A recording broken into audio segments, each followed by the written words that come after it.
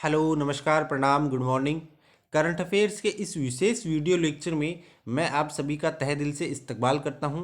आज video lecture की शुरुआत एपीजे अब्दुल कलाम के प्रसिद्ध कोट से करते हैं। उनका कथन है, सपने वो नहीं होते जो नींद में देखे जाते हैं, सपने वो होते हैं जो आपको सोने नहीं देते हैं।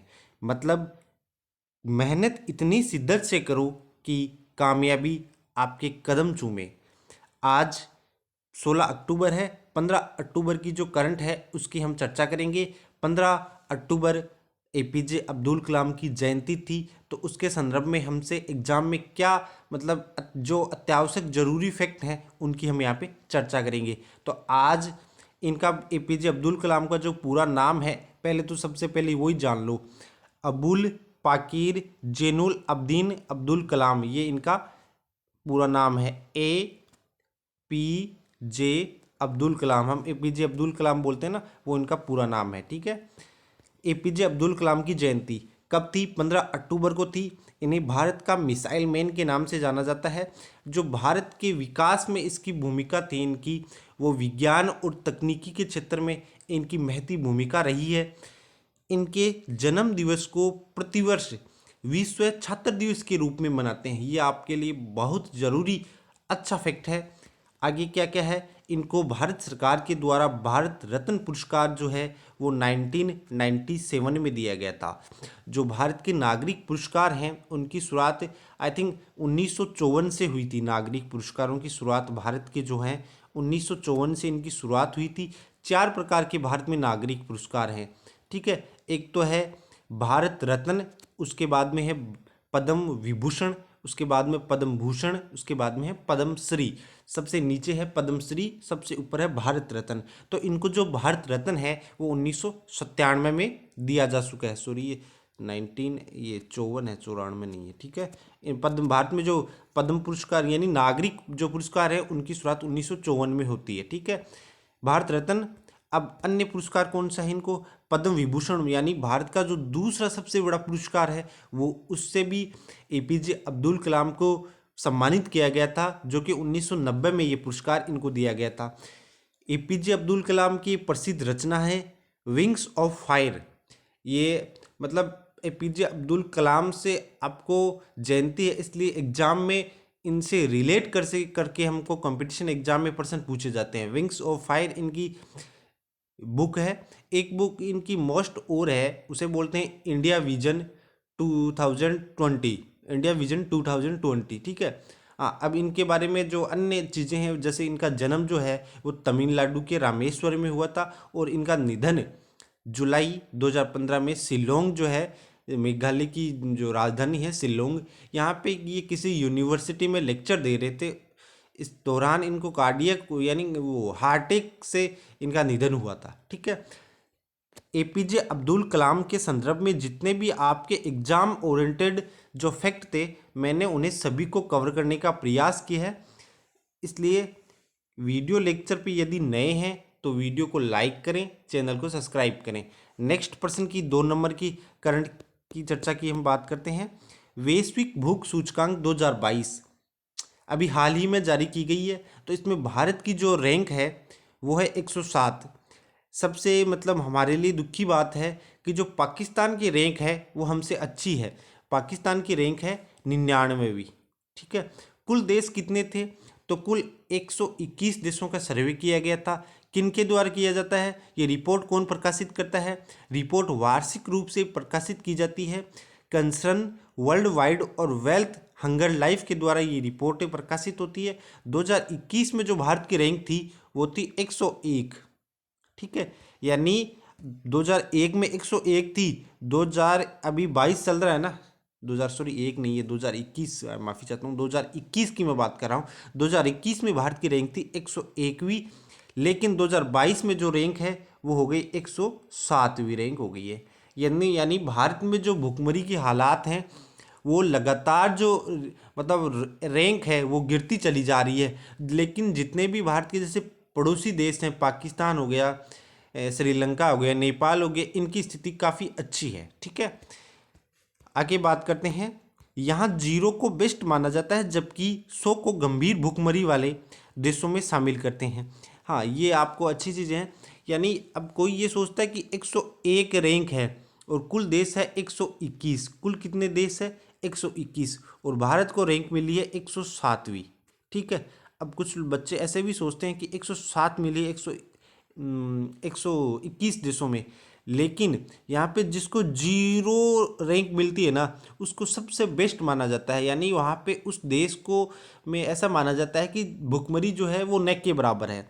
और जो 100 के अंक मिलते हैं या 100 जो रैंक मिलती है जिस देश को, उसको सबसे गंभीर कैटेगरी वाले भुखमरी वाले देशों में शामिल करते हैं। तो आप अनुमान लगाइए कि भारत को 107वीं रैंक मिली है। 100 में सबसे गंभीर माना जाता है भुखमरी वाले देशों में। अभी पाकिस्तान की 99 है। ठीक है। भारत की इससे पहले जो थी वो 101 थी। लेकिन अभी वर्तमान में कौन सी है भारत की? तो वो सभी को पता है हमको, जो है 107 हो चुकी है अभी। नेक्स्ट करंट की हम बात करते हैं। 3 नंबर का हमारा प्रश्न है, राजस्थान हाईकोर्ट के नए मुख्य न्यायाधीश अभी हाल ही में नियुक्ति हुई है, पंकज मित्तल को बनाया गया है। इनका क्रम जो है ये 40वें नंबर के हैं। आप सभी को पता है जो हाईकोर्ट होते हैं इनके प्रधान न्यायाधीश होते हैं, उनको जो शपथ है वो राज्यपाल महोदय के द्वारा दिलाई जाती है। और शपथ जो है वो राजस्थान के हाईकोर्ट के मुख्य न्यायाधीश को यहाँ के राज्यपाल कलराज मिश्र के द्वारा दिलाई गई है।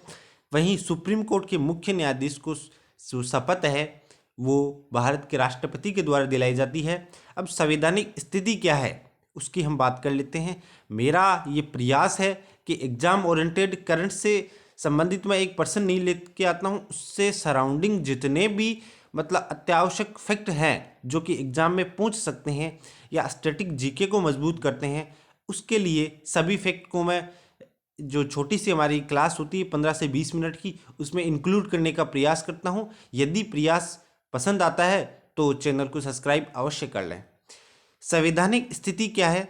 तो अनुच्छेद 214 से 231 तक हाईकोर्ट का प्रावधान है संविधान में। यानी संविधान में जिस निकाय का प्रावधान होता है, मैं आपको अन्य चीज़ बता दूं, ऐसा प्रावधान जो कि संविधान में किया गया है किसी निकाय के संबंध में, किसी संस्था के संबंध में, किसी आयोग के संदर्भ में, उसे हम संवैधानिक निकाय बोलते हैं। तो हाईकोर्ट का जो प्रावधान है वो संविधान में किया गया है। आर्टिकल 214 और 231 में भाग 6 में इसका प्रावधान है।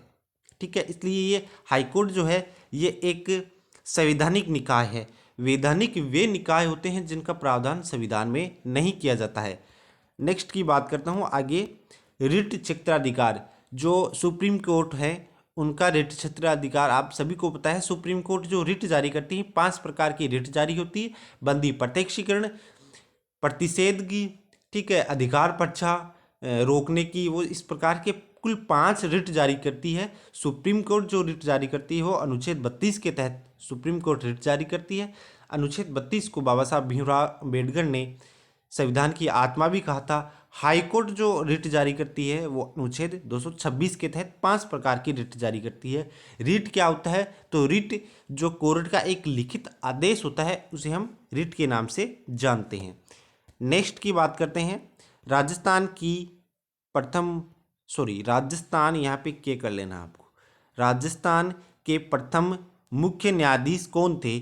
तो कमलकांत वर्मा जो हैं वो राजस्थान के प्रथम मुख्य न्यायाधीश थे। अब राजस्थान हाईकोर्ट की जो फॉर्मेशन था वो 29 अगस्त 1949 को इसका फॉर्मेशन हुआ था। आपको ये भी बता दूं, सबसे पहले जो राजस्थान हाईकोर्ट थी इसका, हाँ इसमें आया गया, जो मतलब स्थापना हुई थी वो जयपुर में हुई थी। कहाँ पे हुई थी? जयपुर में सबसे पहले हुई थी। लेकिन बाद में 1958 में इसे जोधपुर में ट्रांसफ़र कर दिया गया, स्थानांतरण हो गया। जो उच्च न्यायालय था, हाईकोर्ट था राजस्थान का। लेकिन फिर 1977 में जयपुर में नई ब्रांच इसकी खोली गई। ठीक है। नेक्स्ट की बात करते हैं। भारत के नए महान्यायवादी आर वेंकटरमणी हाल ही में नियुक्ति हुई। पहले सुर्खियां ये भी बनी थी कि मुकुल रोहतगी जो है उनको बनाया जाएगा, लेकिन उन्होंने उनकी जो पद था नियुक्ति को ठुकरा दिया। इसलिए अब जो नए महान्यायवादी है अटॉर्नी जनरल वो है आर वेंकटरमणी। तो इसका संवैधानिक क्या प्रावधान है और इनको क्या अधिकार हैं, इनके क्या कार्य है, कौन नियुक्ति करता है, कितना कार्यकाल होता है, वो सब बात करते हैं। तो संवैधानिक जो प्रावधान है वो भारत के संविधान के अनुच्छेद 76 में बताया गया है कि भारत का एक महान्यायवादी होगा, जो कि अनुच्छेद 88 के तहत संसद में उसे बोलने का अधिकार है, भाग लेने का अधिकार है, लेकिन मतदान नहीं कर सकता। यानी संसद के दोनों सदनों में, लोकसभा और राज्यसभा में भारत का जो महान्यायवादी है वो भाग ले सकता है, वहाँ पे अपने विचार व्यक्त कर सकता है, लेकिन किसी विषय पर वह मतदान नहीं कर सकता है। ठीक है, अब इसके कार्य क्या हैं? तो सबसे पहले तो जो भारत का महान्यायवादी होता है ये सरकार की पैरवी करता है भारत के किसी भी न्यायालय में। ठीक है, जो चाहे वो सुप्रीम कोर्ट हो या हाई कोर्ट हो, यानी सरकार की पैरवी करने का जो कार्य है वो है भारत के महान्यायवादी का। और इसका अन्य एक महत्वपूर्ण कार्य है वो है अनुच्छेद 143 के तहत राष्ट्रपति का प्रतिनिधित्व सुप्रीम कोर्ट में करना। अनुच्छेद 143 का मतलब होता है कि जब भारत का मुख्य न्यायाधीश सुप्रीम कोर्ट के प्रधान न्यायाधीश या सुप्रीम कोर्ट से जो न्यायाधीश हैं उनसे संवैधानिक और वैधानिक मामलों में सलाह ले सकता है। ठीक है, यानी सुप्रीम कोर्ट से सलाह ले सकता है कौन? कोई संवैधानिक मामला हो या कोई वैधानिक मामला हो, उसके संदर्भ में सुप्रीम कोर्ट से सलाह राष्ट्रपति ले सकता है। तो इस दौरान राष्ट्रपति का प्रतिनिधित्व है भारत का महान्यायवादी करता है। अब इनकी नियुक्ति कौन करता है? तो नियुक्ति राष्ट्रपति महोदय के द्वारा की जाती है। कार्यकाल राष्ट्रपति के प्रसाद पर्यंत तक होता है, यानी जब राष्ट्रपति चाहते हैं, यानी भारत सरकार जो चाहती है तब तक इनका कार्यकाल मौजूद ही रहते हैं। भारत के प्रथम महान्यायवादी कौन है? तो MC सीतलवाड़ भारत के प्रथम महान्यायवादी थे।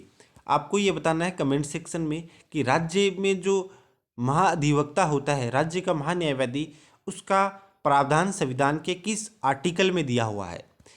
नेक्स्ट करंट की बात करते हैं। 5 नंबर का हमारा प्रश्न है। बहुत कम, मैं केवल उन्हीं प्रश्नों का समावेश करता हूं जो कि आपके एग्जाम में 100% बनने की, जिनकी प्रबल संभावनाएं होती हैं। अभी राजस्थान के संदर्भ में एक करंट सुर्खियां हैं, उसकी हम बात करते हैं।